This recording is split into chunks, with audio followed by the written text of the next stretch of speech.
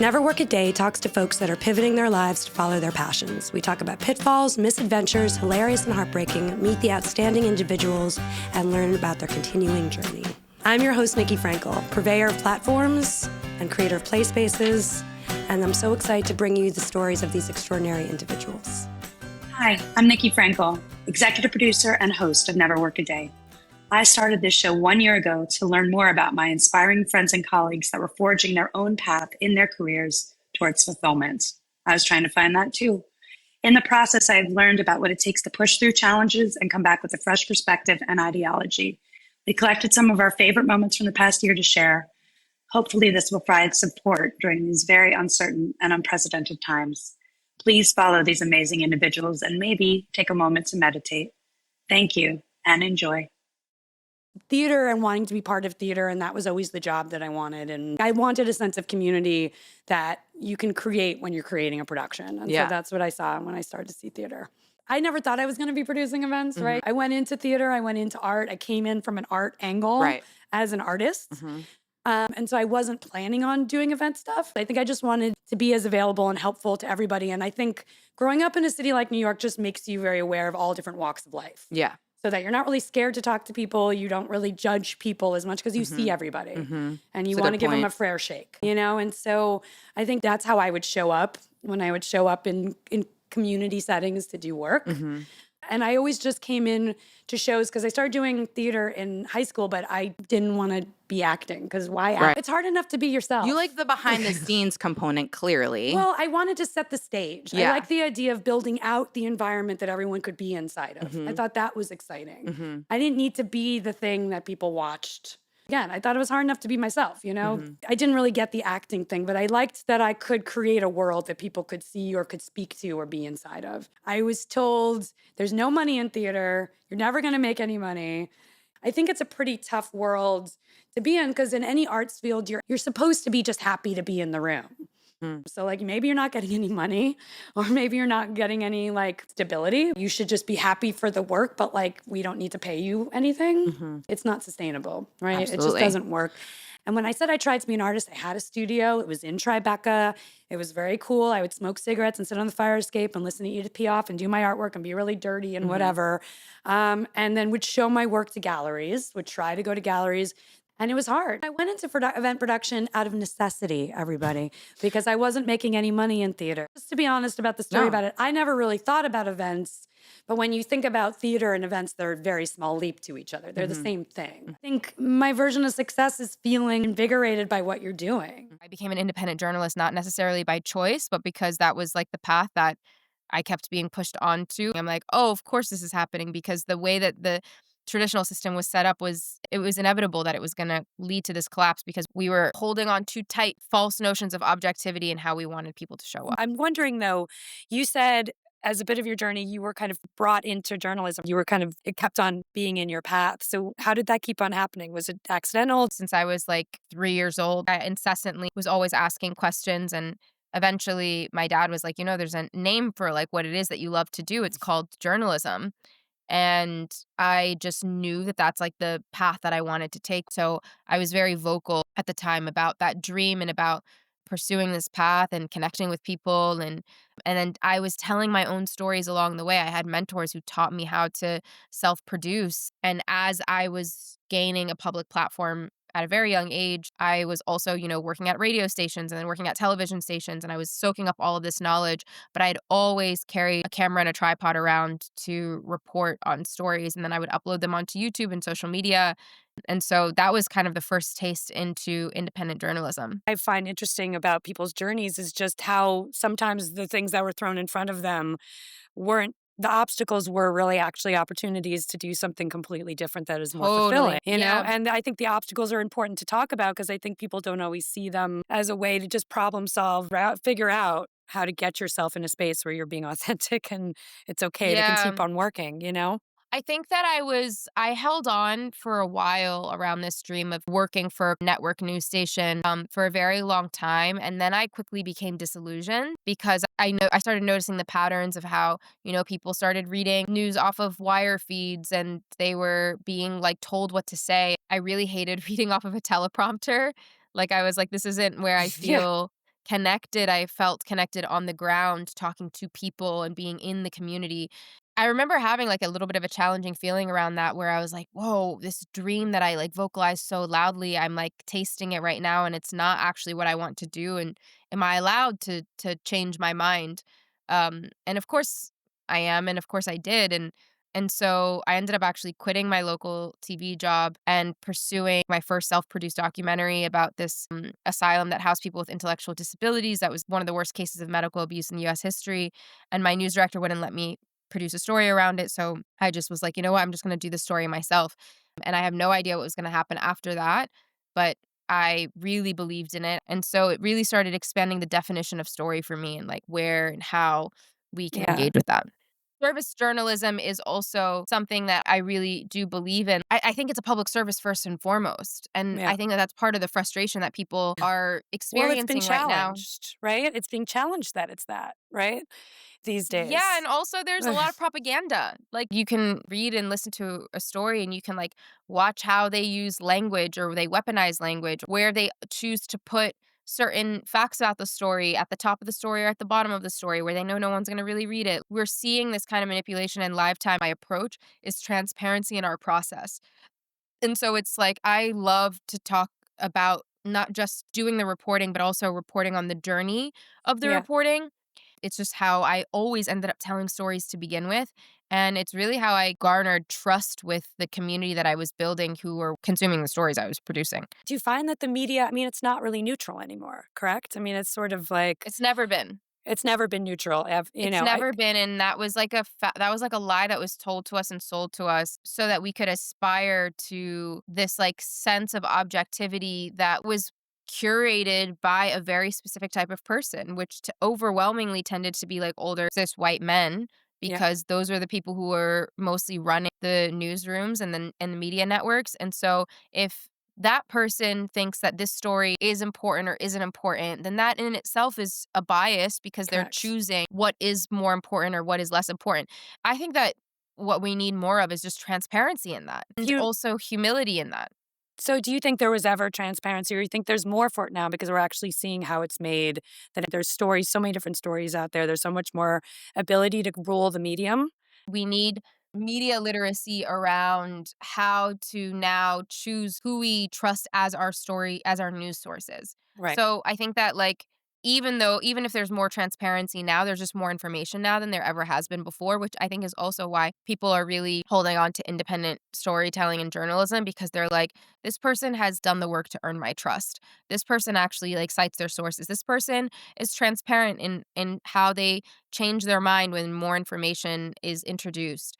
And so I think that that's part of the revolution around media and journalism right now is who are the people who are telling us like who are reporting and who are telling us stories because they care about truth and integrity, asking ourselves like what is the role that we play in this versus trying to push an agenda Of or course. some type of way of being and thinking. Well, there's the transparency piece that's coming through. And then also there's kind of the rise of antitrust and fascism and what have you coming everywhere. And so everything is sort of under attack, right? Any kind of thoughts we had about there being one source or any information, I think everything is under investigation at the moment. I think something that I've really been leaning into right now as I've just been observing how people are engaging with their platforms as storytellers and journalists is that I'm noticing there is still this notion of telling people what to think. And I'm actually more interested in showing people how to critically think by showing people how they can ask themselves questions no matter whenever they do receive a story. And so, whether those are questions about what is the language that is being used here, are they being transparent in how they're defining that language? How do you define that language? Do you have any feelings or ties to this story that you also are open to investigating? And then, is the person that you're receiving this story from or this news from, how long have they been reporting on it? And are they regurgitating opinions or are they like stating facts and then they're giving you space to think for yourself? And also, I want to provide information and stories, but right now, I think what really actually needs to be provided more than anything is actually question and like showing people how to ask themselves the harder questions, because what I'm seeing a lot of is lack of accountability and asking ourselves, like, what is the role that we play in this problem? Because rage and hate is what is often amplified more than anything else. Now you have to really be able to filter through and see how your time is being wasted and how people are trying to manipulate you. And it's really frustrating to think, because when I have this conversation with people in real life or even just virtually in a group setting, the frustration is everybody has it. Everybody's like, I'm sick of this. Like, why does everybody feel like they can say something about everything? And like, it's just too much. It's getting too much. It's getting too much. Then you go on to these algorithm-based apps and you still see people just talking for the sake of talking and for making more content. Right now, I'm more interested in what it looks like to zoom out and witness the patterns of why we are speaking from a place of fear. Why are we speaking from a place of rage? I do feel like if we find the roots of a lot of our fears and a lot of our concerns, then that tells us a lot about ourselves and then will make us ultimately more empathetic to the stories of other people, right? My mom, when she received her diagnosis, she did everything in her power, and she really did her best to transmute her experience to empower myself and my sister. I feel like, looking back on it. In the midst, it didn't feel like that. I was so angry. I was confused. I was, breaking up with one part of my life and opening up another part of my life. I needed to take my experience and empower people, as opposed to just like going through my life being a victim of that this happened to my mom or this happened to my family. It's like, no, what did I learn and how can I share that information with a wider audience? Not to get too deep into it, but when she was in hospice, she would tell me every day how grateful she was for her life.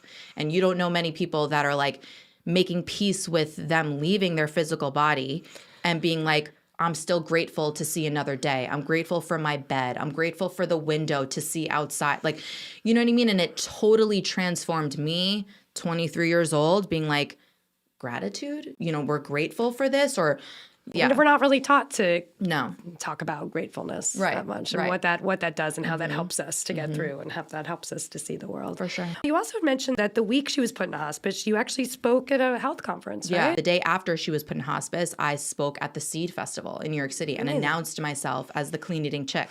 While I was going through this horrifying personal journey, I'm like, okay, I'm gonna turn what I'm going through into a way of, again, like a business and getting my message out there. Yeah, reframe it into purpose. I began my career in New York City working for David Patterson. And I met David Patterson initially at an African burial ground event. Yes. Because he was the first elected official to try to preserve this site that was excavated in Lower Manhattan. Mhm. And my first job when I graduated from Howard University was working as an osteological technical assistant. Mhm. I was doing skeletal analysis and dental analysis on the 400 plus whole skeletons that were excavated, exhumed really from Lower Manhattan Mhm. in the as they were building a very large federal office tower. Mhm. And I don't know if you recall this history, but the construction workers and the team, the government attempted to hide it from the community.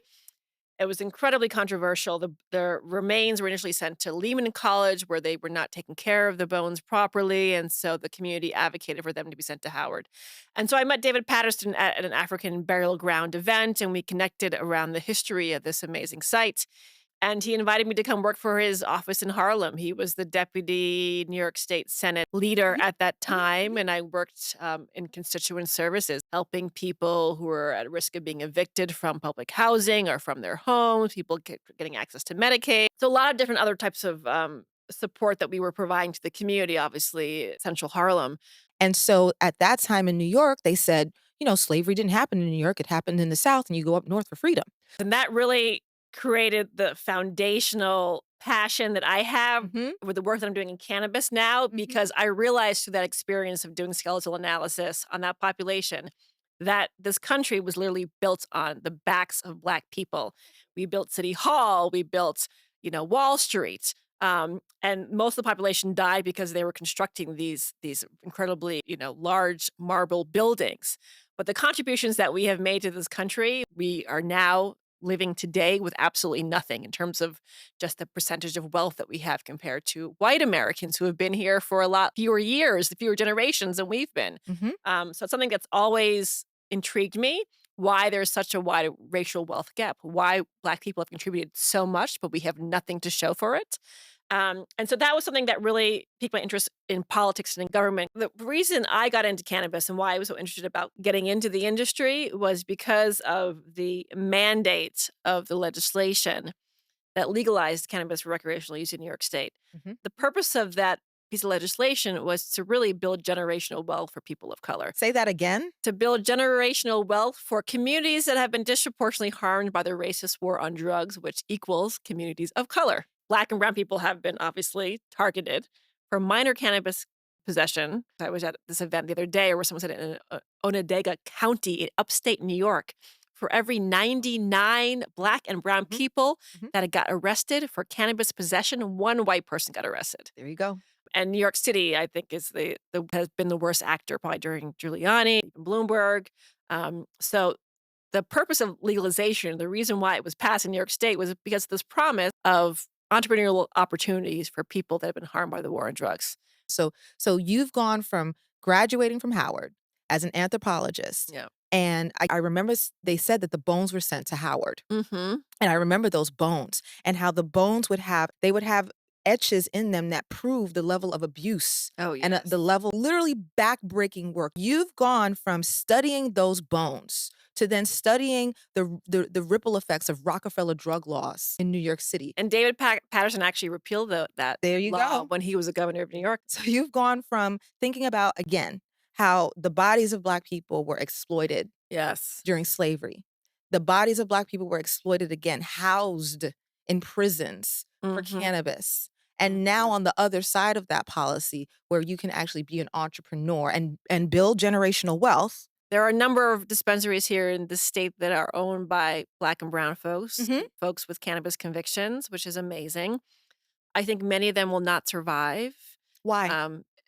Because the state kind of set them up for failure. The state told them that they would make $15 million a year in a small little mom and pop store in New York City. The state has created a loan fund for many of these to build out and to lease the space, which they can't pay back. They were told that all they had to do is open up their doors. You're going to become a millionaire overnight. Many of these folks didn't have extensive experience running Mhm. retail business, Mhm. let alone a retail business in a highly regulated market. Mhm. So there's lots of different reasons why many of these smaller Black-owned licensed dispensaries will not survive. I think self-education is kind of the way to go in a lot of ways in terms of Absolutely. just, you're curious about something, you dig into that topic, because I don't really think standard education really gives you enough to be able to go on. As somebody that wasn't the most amazing student, but was told when I like something, I'm good, which is like, isn't that Mhm. everybody? I sort of was self-taught in a lot of ways too, and just would follow what I was interested in, Yeah. which is what we all do. I grew up in the suburbs. Like a lot of the paths that people thought were available to them were actually like not limited in a bad way. It's just like, tech companies were not talked about. Startup worlds were not talked about. Design, like what the hell is design? Like I didn't know what that was. All my friends growing up, they were either going to take over a family business, go work at some giant bank, Yeah, or go work at some giant corporation like Verizon, right. right? It was carved out. It was carved out. And like, I'm over here like a caveman, like acting like I discovered fire for the first time. I'm like, look, it's the internet. Like, it's like you can take free courses from MIT and Harvard, or you could go buy a Skillshare course for $20 a month and have access to all these experts and teachers. But it wasn't Why would I valued at care? the time. It wasn't. It Yeah. wasn't. And I think that was the main thing that was wrong.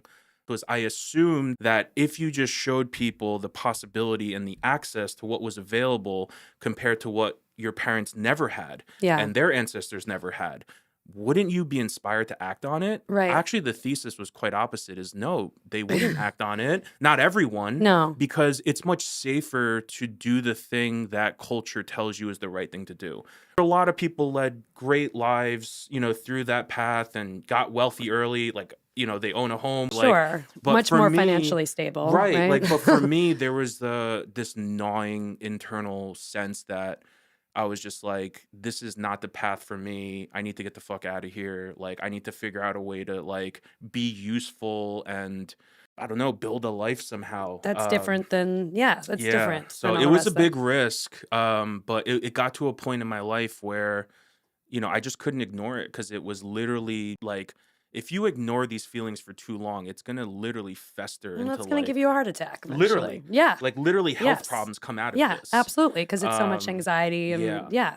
So it's good you averted that early, yeah, even though you realized most people didn't care about connecting the dots. They just right. wanted to like go to work and get a paycheck. Well, I want to ask you about in relation to AI. What do you think about what's going on with that? What do you think about it taking over? My thoughts on AI, I guess the long of it is I fucking love it.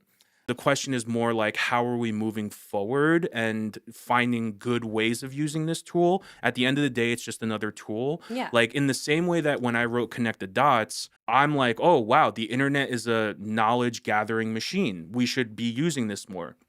Similarly, AI is now an even advanced version of that. And I genuinely think we're in the dial-up phase of AI right now. This completely amplified my core set of skills in ways that I can't even foresee right now. At the end of the day, like, what matters is like taste, right? Expertise, like being able to discern. To look at what it's spitting out and be able to. And is it good? Yeah, is it good? And is it, because you're actually adding your taste level to it. Yep. There's still creativity that needs to happen. Yep.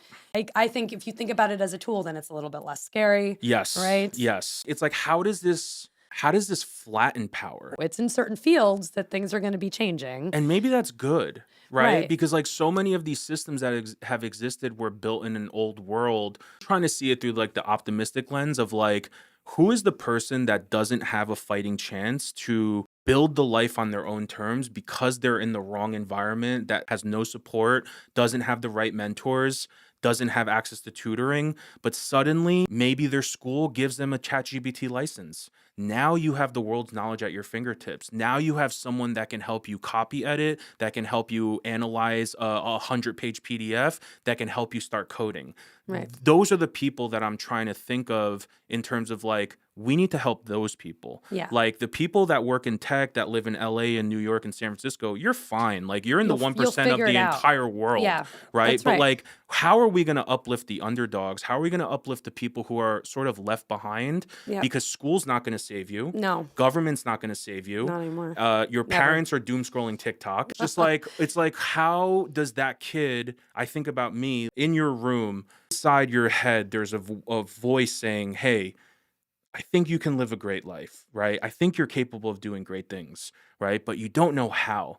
Can this You tool, give them the tools to be able to do that. right, be Yeah. that spark? Because what was cool is that there's a democratization of design that happened with computers, which was that anybody could put a website up and your website could look better than a corporation's website. It's like you could have equal footing with this set of skills, which I really liked. So there was definitely a moment then, which was like, let's take advantage of these tools. Let's take advantage of access. It was a different web back then, and really show people that you could do a lot of good with your skills as a designer. My goal was to start a business. My goal was to do creative work for a living. I did all my goals and I didn't make any new goals. And so then it just stagnated. And I was like, oh, what do I do?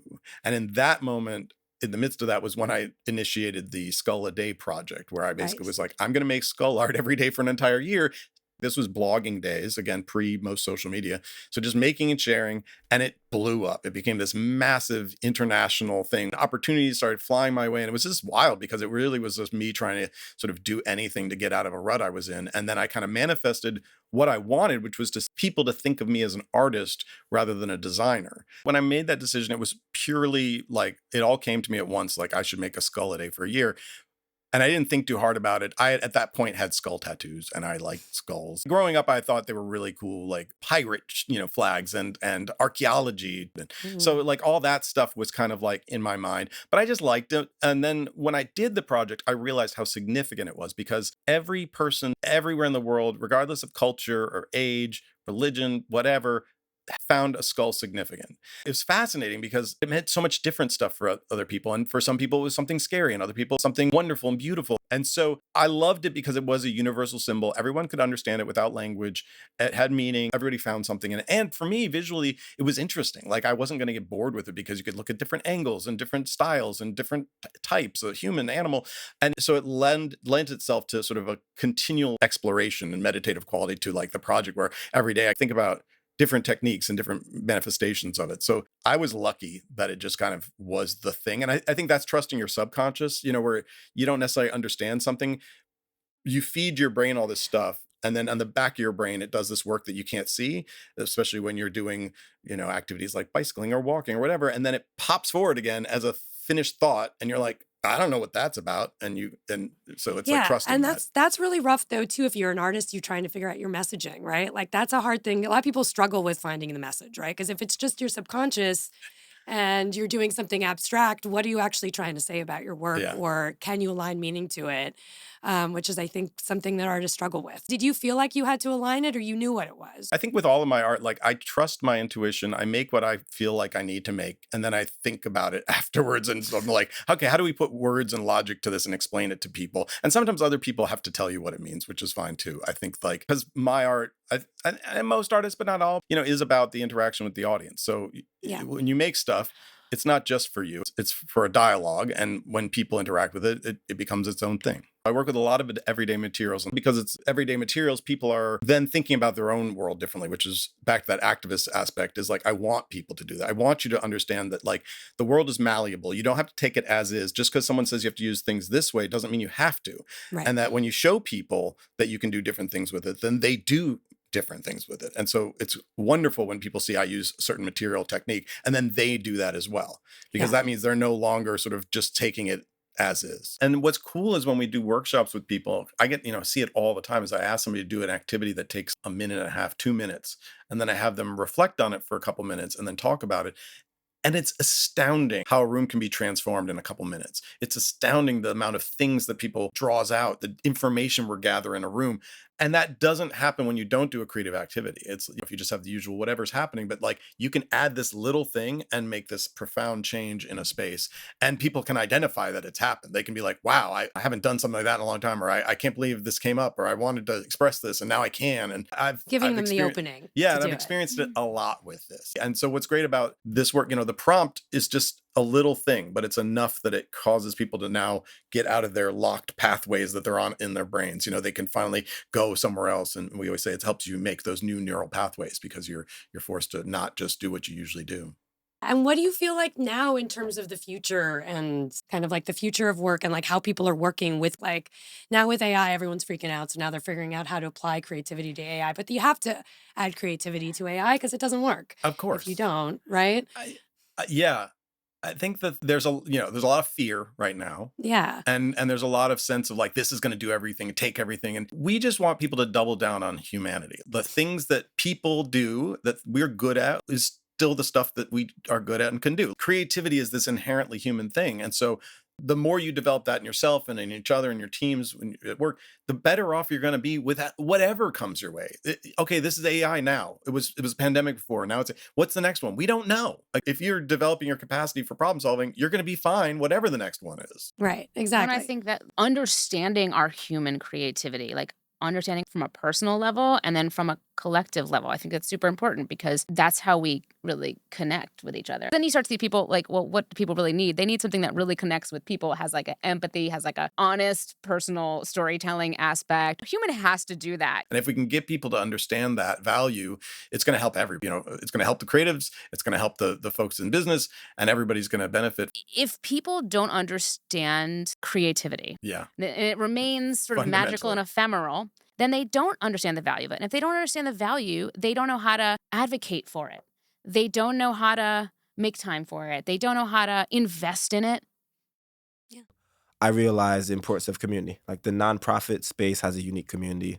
The finance space has a unique community. Yeah. But the thing I really enjoyed was taking essentially the business acumen I've garnered and gained and working with artists, working with organizations, and working with others to help them understand the financial side of creativity. Yeah. Like some artists are really great and they have some brand that does all their finances. Yeah. But you still should understand essentially how do you value yourself. That's super important because a lot of the nonprofit organizations that start out the way that you're mentioning don't have anybody doing that.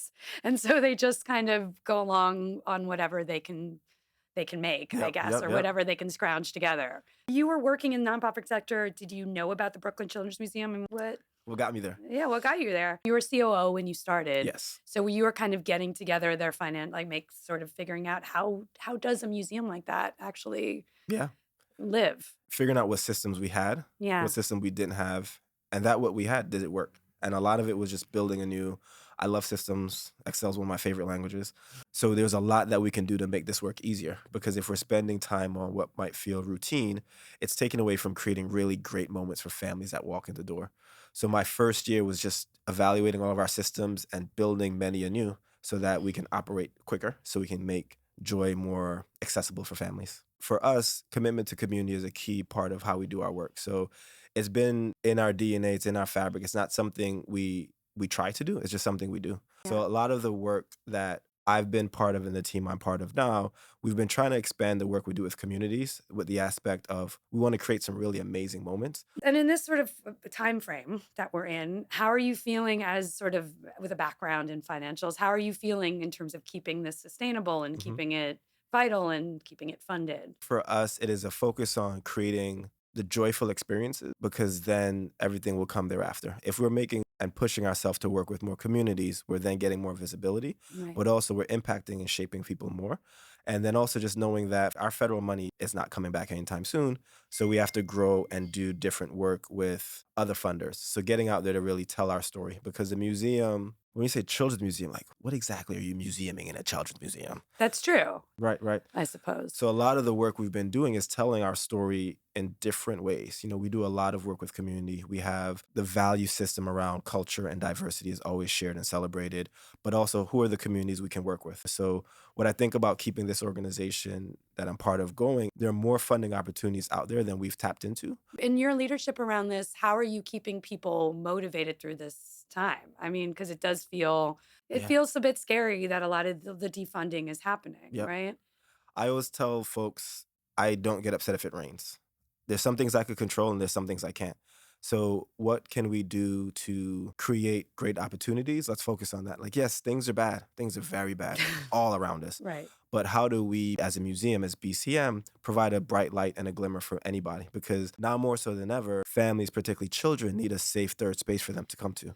Families need a space where they can see their child grow and blossom in a way that we don't often get afforded to us, and in a way that's not screen-based. So for Yeah. us, it's always this push of let's do what we can with what we have, and we'll see what we can get out of it. Like, things are bad, but we can be a bright light for someone. So like, let's push ourselves to think about that. And to be creative in thinking about that. And part of Yeah. that growth, like I need to get out there with our team and make sure corporations know you have a really easy return on joy. We have 4 clear values. Joy is one of them. And how do we make sure everything we do provides a sense of joy to the children first, Yeah. and then the adults as well. What So are the 4 clear, what are the values?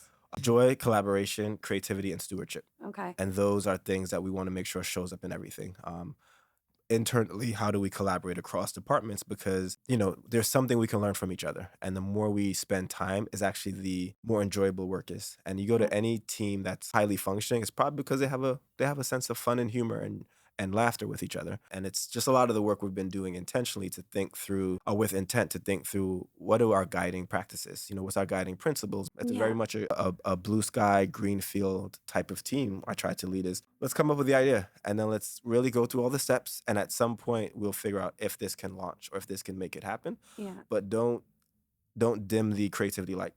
So my focus on community has always been about diversity and inclusion and belonging, even before people were talking about those things openly and even before there was an all-out attack and onslaught on those things. I think as a Black woman, we are super susceptible to being put in boxes and or having to seek out circles and spaces where you can actually be heard, where people don't talk over you, especially as like queer people as well. You're in a space and immediately you're othered. So I've just always been a defender of those who are marginalized and those who don't feel like they have a place to belong.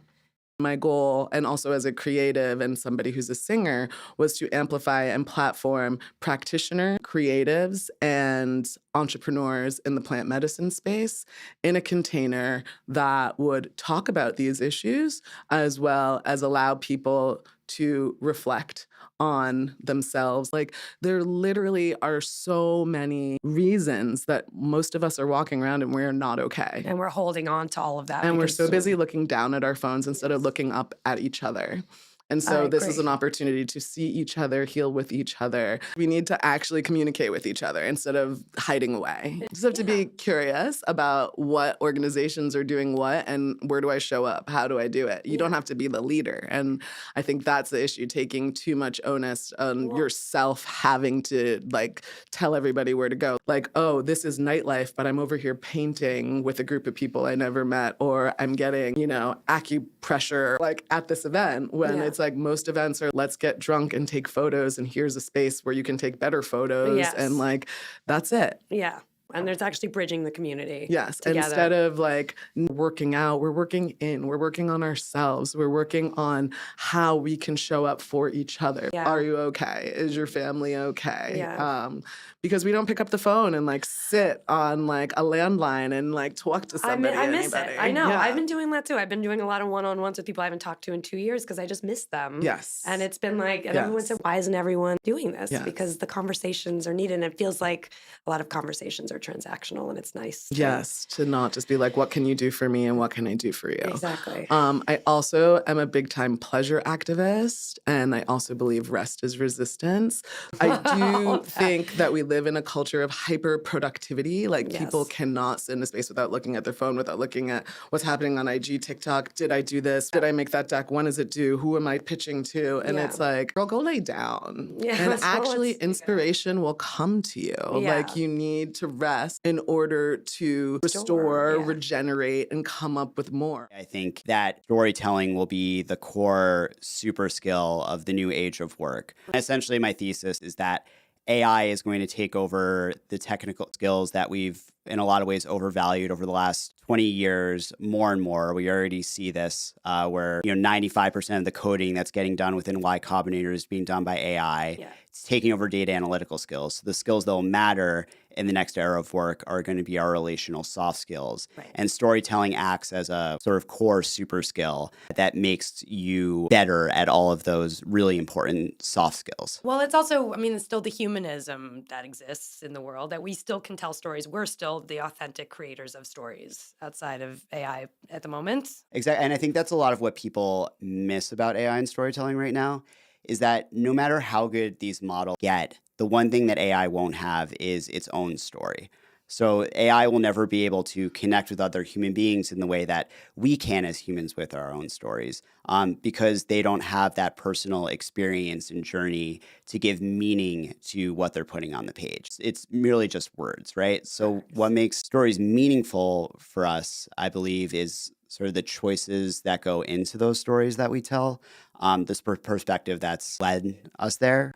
The value of people listening to the guests on your podcast, right, isn't the fact that these are just anecdotes that they can pick up or pure information, but that they're getting the experience of another human being that might help them contextualize their lives better. Exactly. And I actually have a question around that, though. I do feel like there are a few stories as humans that we just tell over and over again. There's sort of the hero's journey story, which I like, which is the Homer's Odyssey thing. There's also just even like the birth of Christ has been told in many different cultures with a virgin mother and all the rest of that. So I'm curious, since there's such stories that are just universal, do you feel like AI is going to be able to pick up that sort of universal thread of storytelling that just is kind of something that we keep on plugging in over and over again into new narratives and new backgrounds? I think AI can get the basic structures of stories, for sure, because there are, as Vonnegut put it, certain shapes of stories that we tell over and over again, right? Man in a Hole, Cinderella. Yeah.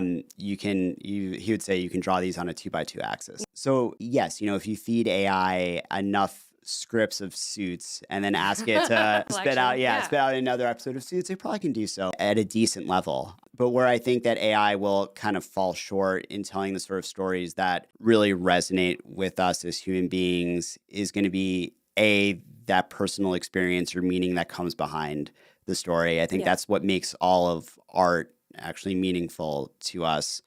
And the second thing is that I think more on a technical level, getting to what is really good writing is going to be harder for AI than what is really good coding or even really good, say, illustration. And that's in part because of the training data that it's working off of is essentially the averaging out of all of the text and content that, these frontier models have scraped often illegally online. And there's just a really wide range of writing out there. And a lot of it is sort of overwritten and meaningless and jargony. I was curious, we can still kind of keep our humanism, but in terms of working with AI on storytelling, do you feel like that's the form of the storytelling? Do you feel like we can do some sort of partnership where it's comfortable?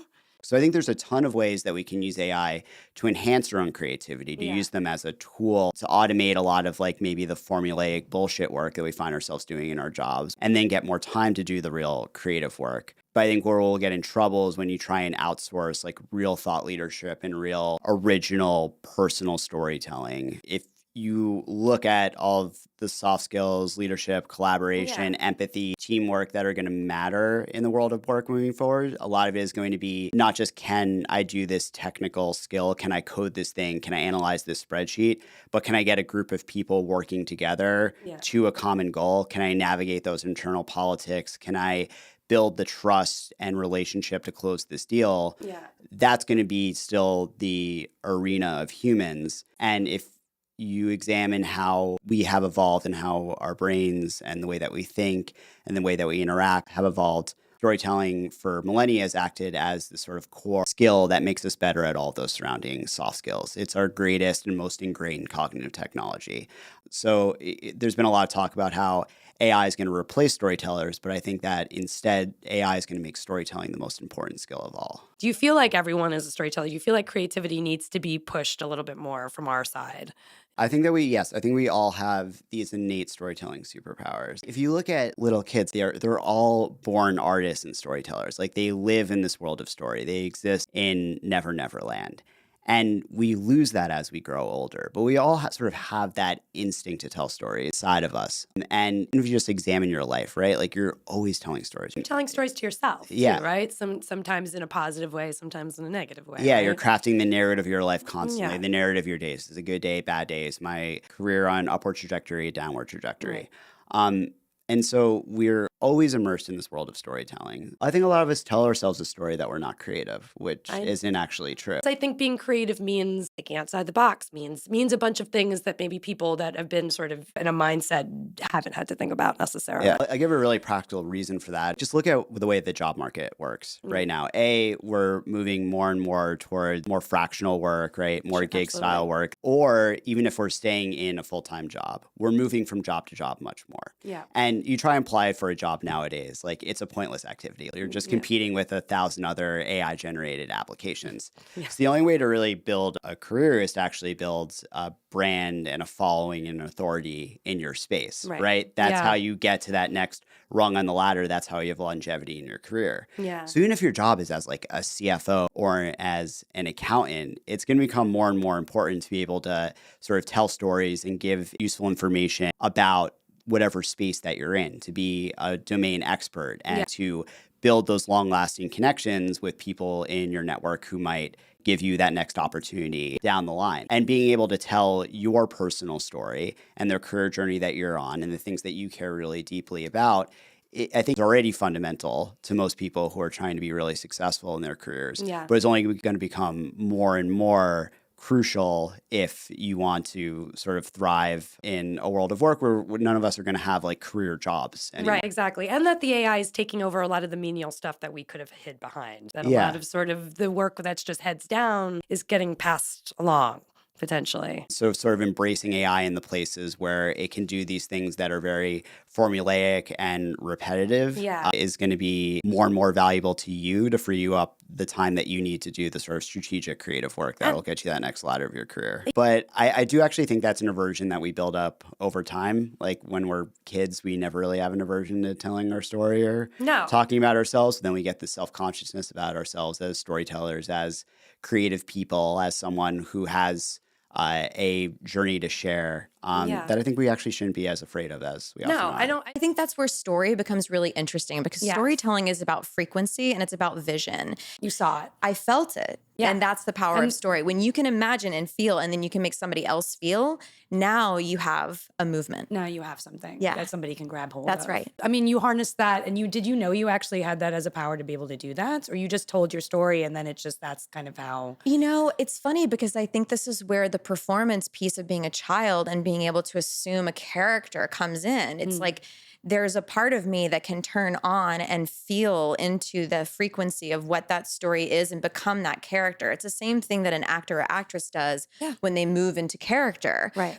But the difference is that I'm telling a story about a business or about a body of work that I think is a meaningful story that can be shared among other people. Yes. And then the more momentum you get, the more it can become an actual movement. I think it's for anyone that's working and they're taking on a job, you are representing a company and you have to sort of figure out how that feels for you. And there's a right? real exchange to that. Yeah. You are supported with healthcare. You are given a 401k. There are all these benefits that feed into— A lot is given to you. That feed into the system, the structural system of which we're all a part. Right. So yeah, there's a cost to that. And a trust, right? So I mean, about trust. Trust is not something that you can require of your employees. It's something that you earn. Yeah. So I've had some client in these meetings about mission and vision and values. We value trust. We want people to trust us. We want our employees to trust us. And in that discussion, I'm really encouraging them to think about what behaviors are you exuding that earn that trust, and vice versa. Because if you say trust is something that we value, you're missing the behavioral norms that create the trust. You can't skip that. It's just a blanket term at a certain point, right? If you're just saying trust, if you don't know what's behind that, if there's nothing else. That's right. Yeah. That's right. And it can't be real if it's not actionable. Right. At the end of the day, employees are incredibly discerning. They want to love you. They want to support you. They want the company to be successful. They also have real human needs. And so it's important to bridge those two things. I also notice that sometimes our strategic work can be so lofty that we miss how to make it relatable to people across the company. That's really important work to be doing. You are making art, you are writing, and you're trying to create a new myth. Yeah. What should the new myth be about? What does that mean? I mean, we have the same myths have been kicking around for a long time. Well, it's interesting. Right? I don't know that everyone would agree with me here, but I think that we are operating in our society with a lot of myths that are being brought into our consciousness or our internal operating system without being checked. I think consciously. So too. I think that's right. And so I think that there's a real opportunity to say, is this a myth or not? And they're motivated by organizational structures, which is like data, and the economic structures, the accounting structures, right? We think about ledgers, wealth. If you have wealth, you have wisdom, right? And I don't know about you, but I know a lot of people that are overextended financially to afford those really expensive houses. The size of your house does not mean that you are a wise person. I just want to make that super clear. So there's a lot of internal myths that we have as a society, and we're projecting those myths onto other people, and then we're outsourcing our agency to them because we think that they are wise. The same kind of story can go to the solo founder story. Like we have this story that our founders and CEOs are the lone wolf and they're doing it alone. And I can tell you that there is an army of people behind the most successful people in the world, from their executive assistant to people like me that used to go and find the stories of the community or the things that were happening internally to queue up so that they would have a really resonant story to share.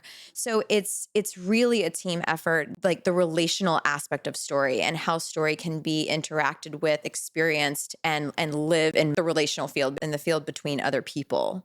That's where movements come from. When working with kids, I mean, the two things that feel like the most common in my room when they come in is just a fear of being judged by anyone and everything, and two, being a burden to others, so not wanting to share because you're a burden, you might upset somebody else.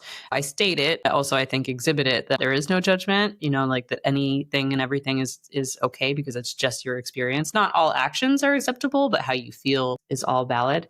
And then that, it's not a burden. I truly, enjoy doing it. It's my job, but I chose the job. Yeah. Because I like to hear the stories of others, and I like to reflect back their strengths to them as they share something. I can reflect that this is the strength and the light that you're bringing to this situation, which is hard to see when you're in it, but I can see it from the outside.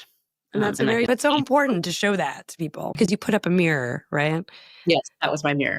And also, just to be clear, it's not that I am not seeing the dark. I'm not sugarcoating everything or that sort of toxic positivity thing that happens. Like there's also, here's the dark and then here is the light as well, you know, because if we don't acknowledge, you know, a very real experience that someone's having and just say, but everything's nice, like, look at what you're doing, it invalidates the experience if we only focus on everything that is right. Why would we have, you know, difficult emotions if we're not to learn from them? And so if you kind of just like block them out and just like only positivity, then you have to acknowledge, okay, yes, and I am also not feeling that right now. We just have to kind of accept all the range of our emotions. Otherwise, it just turns into shame and resentment, and it doesn't work. You know, it doesn't go away. You just put it somewhere else only for it to come out. We call this body feeling technique. So this is a really great technique to do when we are caught up in thoughts. Maybe we're having a conversation that is making us too overwhelmed. We can practice it anywhere. Again, another little tool to have in our toolbox. And this is based in the concept of that whenever we move our awareness to the body, we move away from what's happening in the mind. So first thing that we're going to do, which is also not what usually people think about meditation, is we're going to sit comfortably. So usually when we see people meditating, it's in some strange position that brings already a little bit of anxiety to the mind. So we're going to do it differently. We're going to sit comfortably. We're going to have our back supported, perfect how you're sitting with your hands on your lap. And if it feels comfortably, we can close the eyes. If not, we can just lower the gaze. And let's start by taking one nice deep breath, breathing in through the nose, and letting all the air out through the mouth.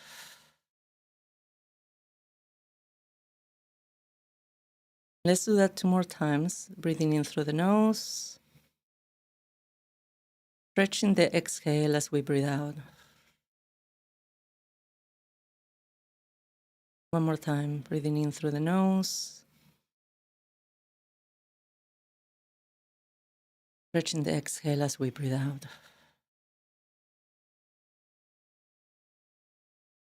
Next things that we're going to do is we're going to bring our awareness to the sensation of the breath in the body, which means just notice how your body feels as you breathe in and out. Notice any shifts, little moves, your chest as you breathe in and you breathe out. Without forcing it, without trying.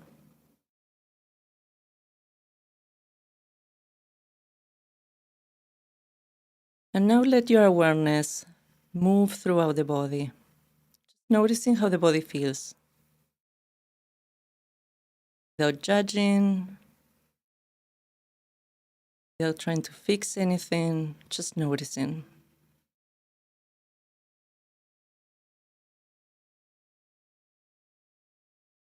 And maybe now your awareness is picking up a more noticeable sensation. Somewhere in the body there's something that feels just a little bit stronger. There's a bit of tension between the eyes. Maybe the temperature of your hands.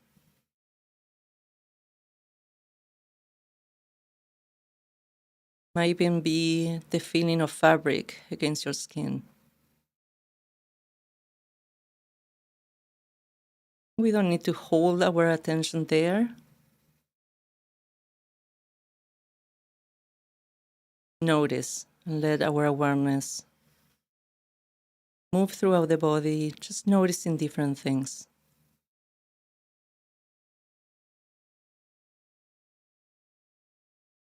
And you might notice that your mind starts picking up thoughts, moving around, and that's fine. Just notice what we're thinking. We bring our awareness back to the body.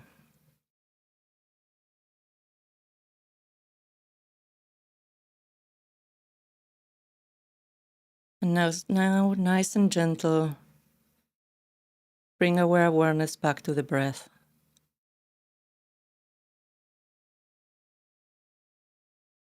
I notice that the breath has quieted down. Maybe it's a bit more shallow, a bit slower.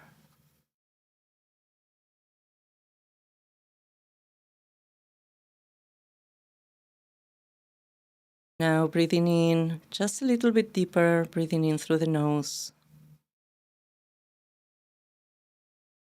And letting all the air out through the mouth. And one more time, breathing in through the nose. Nice long exhale as we breathe out. And let's do that one more time. Let this be the deepest breath you've taken all day. Taking as much air as you can, breathing in through the nose. Expanding the lungs, relaxing the shoulders. And letting all the air out.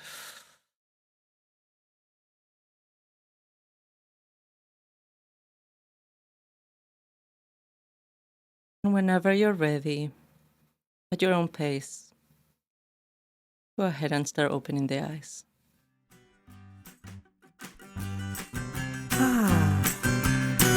Thank you. You're very welcome. Thanks for listening. I'm Nickey Frankel saying if you do what you love, you never work a day. If you want to see what we're doing, subscribe to our YouTube channel and follow us on Instagram and TikTok and join the conversation on the Discord.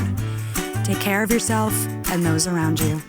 Never Work a Day is produced by Preview Media. Producers are Gina Bouchard, Eleni Simos, and Stefan Bloschke. Our editor is Jasmine Jackson. See you soon.